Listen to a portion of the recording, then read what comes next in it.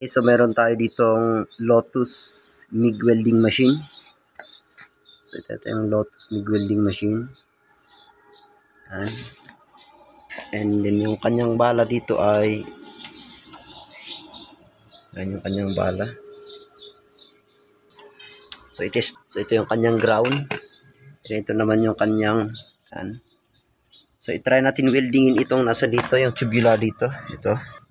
So weldingin natin yan kung kaya niyang ma-welding itong nasa, kasi merong gap ito eh. Try natin weldingin gamit yung ating Lotus MIG welding machine kung kaya niya. Okay, let's go. Okay, so ito yung na-welding natin. Yan. Okay, try natin na grinderin yan kung okay yan. Okay, so ito na yung na-welding natin. So nag-grinder na natin yan.